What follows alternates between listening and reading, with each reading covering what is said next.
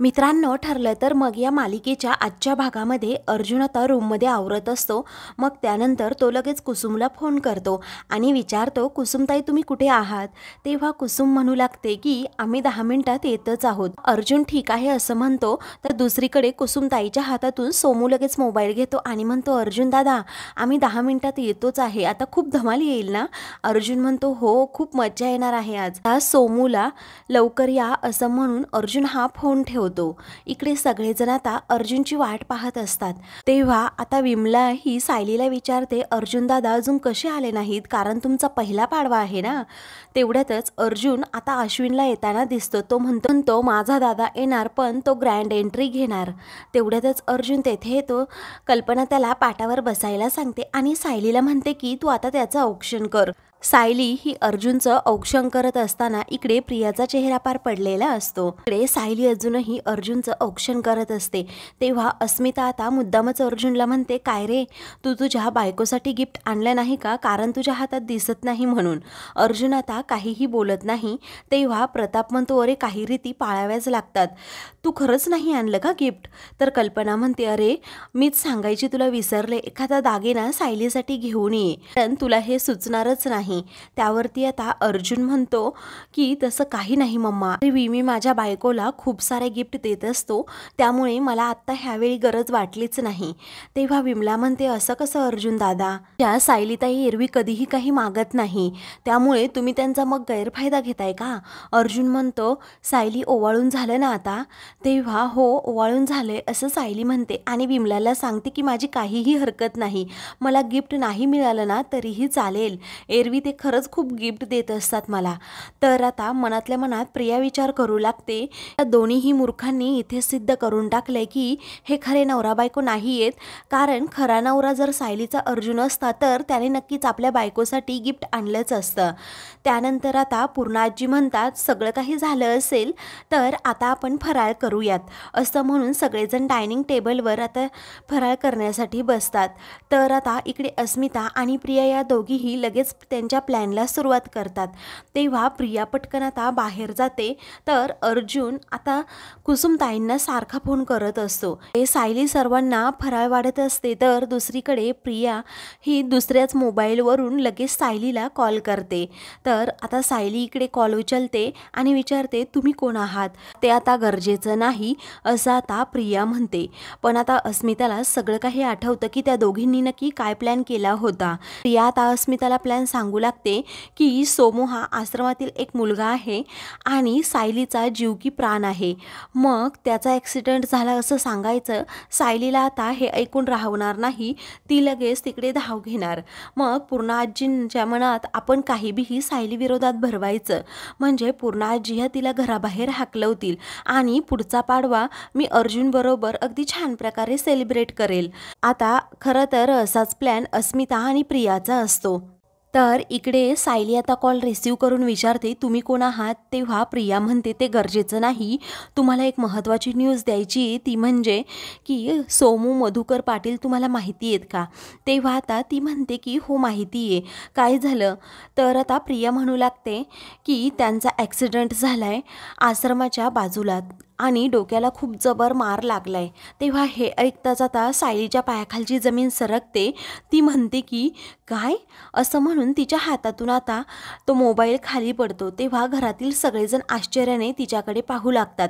तर प्रियाचा आवाज देखील आता सायलीला ओळखत नाही, कारण प्रियाने आता मोबाईलला रुमाल लावलेला असतो, त्याचबरोबर सिम देखील तिचं वेगळं असतं. तर इकडे आता सगळेजण विचारतात काय झालं? सायली आता एकदम शांत होऊन जाते. इकडे प्रिया म्हणते, आता याचं काम झालं असं म्हणून ती मोबाईलमधून सिम काढते आणि तोडूनच बाहेर फेकून देते. इकडे अर्जुन विचारतो, सायली झालं काय? तेव्हा सायली आता रडतच म्हणते की सोमूचा ॲक्सिडेंट झालाय. अर्जुन म्हणतो, असं कसं होऊ शकतं? ॲक्सिडेंट वगैरे नाही काही झाला. तेव्हा आता सायली खूप भडकते आणि म्हणते, काय हो, तुम्ही कालसुद्धा मला आश्रमात जाण्यापासून रोखलं आहे आणि आजसुद्धा म्हणताय की जाऊ नको म्हणून. त्या लहान लेकराच्या डोक्याला काही जास्त दुखापत झाली तर आम्ही काय करायचं? तेव्हा आता अर्जुन एकदम शांत होऊन जातो. तो तुला अडवतोय कारण आज सण आहे म्हणून पूर्ण आजींनाही हे आवडणार नाही की तू बाहेर गेलेली. म्हणून अस्मिता आता उगीच पूर्ण आजींच्या मनात काही बीही भरावू लागते. पण आता कल्पना म्हणते, अस्मिता जरा तू गप्प बसतेस का? अगं लहान मुलाचा ॲक्सिडेंट झालाय, सायलीला जाणं तिकडे आवश्यक आहे आणि पूर्ण आई कधी काय बोलणार आहेत तिला, असं म्हणून ती आता अस्मिताला गप्प करते. तर अर्जुन आता मनातल्या मनात म्हणतो, मिसेस सायली तुमची तळमळ मला समजतीये, पण अहो सोमूच इकडे येणार आहे, त्याचा ॲक्सिडेंट नाही झाला. तर आता सायली म्हणते, मला कुणाचं काही ऐकायचं नाही, मी चालले आहे, असं म्हणून ती आता जायला निघते. तेवढ्यातच आता कुसुम, सोमू आणि आश्रमातील मुलं तेथे येतात आणि सायलीताई असं म्हणतात. सायलीला आता तिच्या डोळ्यांवर विश्वास बसत नाही. ती पटकन पुढे जाते आणि सोमूला मिठीत घेते. म्हणते की सोमू तुला काही झालं तर नाही ना? तेव्हा तो म्हणतो, नाही मला काही नाही झालं. सायलीताई तू कशी आहेस? तेव्हा मला काय होणार आहे, मी ठीक आहे. तर तुझा अपघात वगैरे झाला नाही ना, असं ती विचारू लागते. तर सोमू म्हणतो, नाही तर तुला सरप्राईज देण्यासाठी इकडे आलो आहे. पूर्ण आजी आश्चर्याने सगळ्यांकडे पाहू लागतात. तेव्हा अस्मिता आणि प्रियाचा प्लॅन हा फेल झालेला असतो. तर प्रिया म्हणते, हे आश्रमातलं कार्ट इकडे आलंच कसं, मला कळतच नाही. तेव्हा अस्मिता म्हणते, काय माहीत. इकडे सर्वांनाच आता खूप आनंद झालेला असतो. तेव्हा आता सायली म्हणते, चला तुम्ही इथे बसा. अर्जुन म्हणतो, त्यांना नुसतं उभंच करणार आहे की अगं त्यांना फराळ खायला देणार आहे? तेव्हा आता सायली म्हणते, हो देते ना त्यांना फराळ खायला, असं म्हणून ती आता पुढे चाललेली असते. तेवढ्यातच साऊ बेटा, सायली मी आलो आहे, असं मधुभाऊ म्हणत तेथे येतात. चैतन्य आता त्यांना घेऊन तेथे आलेला असतो. तेव्हा सायलीला एका क्षणी विश्वास बसतच नाही की खरंच मधुभाऊ आले आहेत की काय.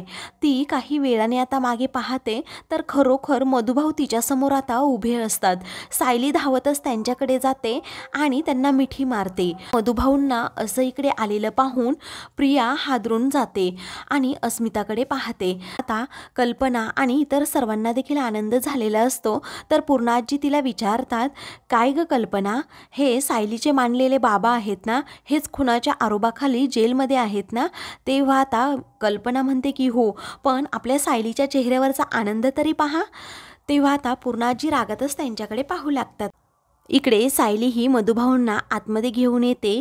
तेव्हा आता चैतन्य म्हणतो, ज्यांनी मधुभाऊंना इकडे आणलं त्यांनाही आतमध्ये बोलवा. चैतन्य भाऊजी तुम्ही पण इकडे या, असं सायली म्हणते. आता सगळेजण घरात आल्यानंतर चैतन्य म्हणतो, हे सगळं काही अर्जुनने मॅनेज केलं आहे. अशी कोर्टाची परवानगी मिळणं सहजासहजी शक्य नव्हतंच, पण मधुभाऊंचं जेलमधील वागणं पाहून त्यांना लगेच परमिशन देखील मिळाली. कारण मधुभाऊ तिकडे खूप चांगले वागतात, सर्वांशी मिळून मिसळून, आणि 1 दिवसाची पूर्ण सुट्टी त्यांना दिली आहे त्यांच्या फॅमिलीबरोबर दिवाळी एन्जॉय करण्यासाठी. तेव्हा सायलीला आता खूपच आनंद होतो. तेव्हा सायली आता पुन्हा मधुभाऊंना मिठी मारते. सर्वांना आता समजतं की सायली मधुभाऊंवर किती प्रेम करतीये. अर्जुन विचारतो, सायली माझं गिफ्ट तुला आवडलं का? सायली म्हणते, हो खरंच खूप आवडलं, थँक्यू सर. इकडे आता प्रिया रागातच त्या सर्वांकडे पाहत असते. तेव्हा आता तुम्ही सर्वजण दिवसभर एन्जॉय करा, असं अर्जुन म्हणतो. आता कुसुम आणि सर्व मुलं मिळून मधुभाऊ आणि सायलीभोवती गोलगोल फिरतात आणि नाचत असतात. आता पूर्ण आजींना हे सर्व पाहून खूप राग आलेला असतो. त्यानंतर आता सायली मधुभाऊंना म्हणते की मधुभाऊ मी अगोदर तुम्हाला आमचं घर दाखवते, असं म्हणून ती गार्डन दाखवते, घरातील सर्वांच्या रूम दाखवते, किचन आणि देवघर सुद्धा. तर आता ती म्हणते, मधुभाऊ आपण आमच्या रूममध्ये जायचं का, मी तुम्हाला दाखवते, असं म्हणून ती आता मधुभाऊंना तिकडे घेऊन चाललेलीच असते. तर तिच्या लक्षात येतं, मी फराळ बनवलाय, आवडतो ना माझ्या हातचा फराळ, तो मी तुम्हाला अगोदर देते. तेव्हा आता मधुभाऊ म्हणतात की आपल्या माणसांना पाहून माझं पोट भरलं, मला खरंच काही नकोय. तर सायलीचा तो उत्साह पाहून घरातील सगळेजण तिच्याकडे पाहू लागतात. मित्रांनो, पुढील भागामध्ये आता सायली मधुभाऊंचं औक्षण करते. तेव्हा प्रिया पुढे होते आणि म्हणते, मधुभाऊ तुम्ही तुमच्या एका मुलीला तर भेटलात, परंतु दुसऱ्या मुलीला भेटून तुम्हाला आनंद नाही झाला वाटतं.